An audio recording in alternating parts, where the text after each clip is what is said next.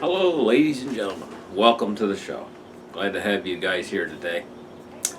What I want to talk about is the Great Reset. And I think that it actually has to probably come either in 2022 or no later probably than 2023.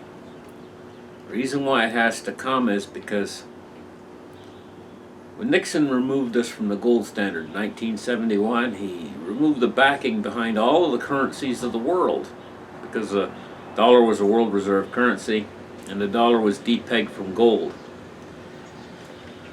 Uh, let's face it, guys. What we're looking at is nothing more, nothing less than a default on fiat currencies. And what we really should be expecting next is central bank digital currencies. Behind the scenes, they are getting ready to roll them out. The big rollout. And I see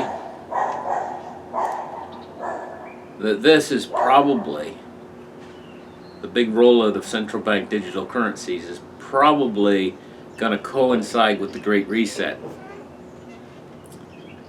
A reset moving the dollar we have now, directly into a digital form.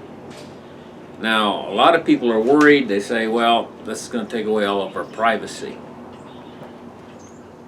Not really, because there will be so many transactions made, tens of thousands of transactions a second, that that volume of transactions is going to make it so that yes and no, they'll know where you're sending your money and know where you're paying it to, but at the same time, there's such a volume of transactions. It's like the internet itself right now, you know.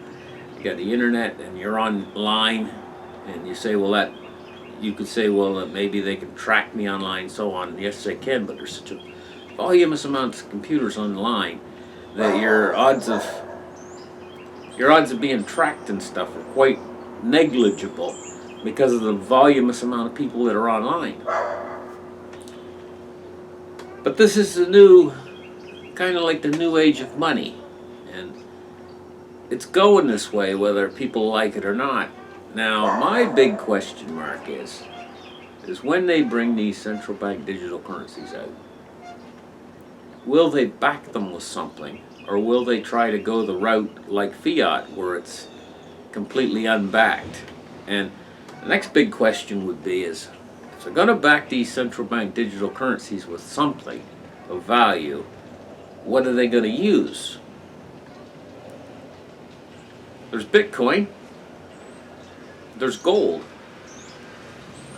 or there could be both. Perhaps they'll back it with both, but what would happen if they didn't back it with anything is they would be replacing the dollar with another valueless currency.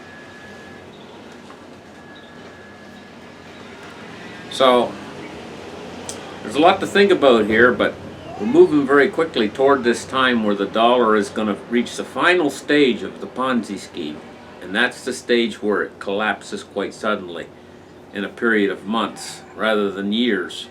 We've been going through this period for a long time where people have been waiting for this to happen, waiting for hyperinflation, and they say, well, maybe it'll never come, you know, but it's that final stage where it moves really quickly.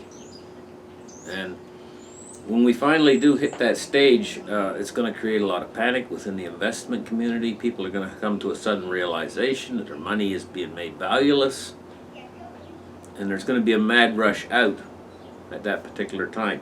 That's the time when we're going to see these central bank digital currencies come to the fore, and the Great Reset come to the fore. And the reset is into these central bank digital currencies. I think an awful lot of this is about control. An awful lot of it is being able to, for the government, being able to track every transaction, which they will be able to do. But they're not going to track your transactions like if you go to Walmart and you want to buy a toaster. I mean, it's just not, that's not what they're going to be looking for, you know. As far as tracking transactions now, yes, they can. But they can't track cash, and cash is being used for transactions that aren't quite legitimate, things like that, tax evasion and so on. This would be much more difficult in a digital system. And this is a big attraction to the government. Also, the second big attraction is when the hyperinflation actually does hit. The disintegration of the dollar is going to help them lessen or weaken this enormous debt load that the nation is actually carrying of trillions and trillions of dollars in debt, because as the dollar becomes valueless, it's basically a default on the debt, a default through inflation.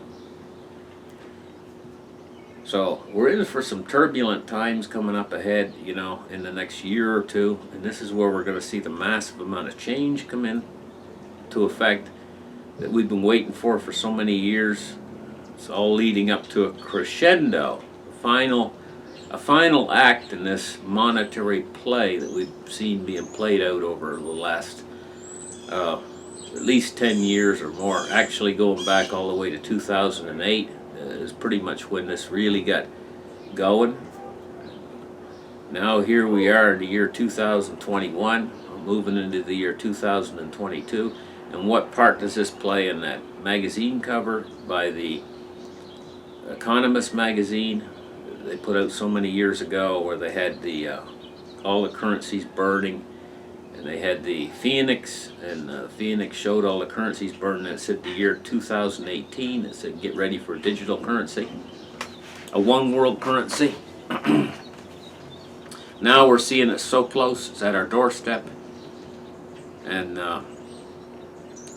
I just don't really see how they're going to get out of this without actually backing the currency by something. And this makes me think back again toward Bitcoin, and maybe why it was created in the first place. Maybe as something that would replace gold as a digital means to back the fiat currencies. Maybe that was the plan all along, It's not exactly sure. But I do know that they've had very many opportunities, the central banks, to clamp down on Bitcoin and remove it from the scene, but it doesn't seem like they've done anything really in any effort to actually come down hard on Bitcoin and change it just seems like perhaps there's something deeper going on here, that Bitcoin could perhaps become the backing for the new central bank digital currencies. In other words, a new gold, a layer of gold behind the fiat currencies of the world. So if that were to happen, it would be a very good idea indeed to have at least a little bit of Bitcoin in your portfolio. And I'm not talking about a lot, but if the whole world were to use Bitcoin as the backing behind all of their new central bank digital currencies, you probably wouldn't need more than maybe 1%, because Bitcoin would become the underlying value asset behind everything in the entire world. What's the odds of that actually happening? I don't know, but would you want to get left out on that if it actually did happen that way? Or perhaps they'll use gold. But think of what that would do to the price of gold.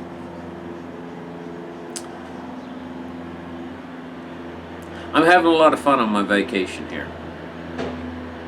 Really enjoying myself. Weather here is South Carolina is absolutely beautiful.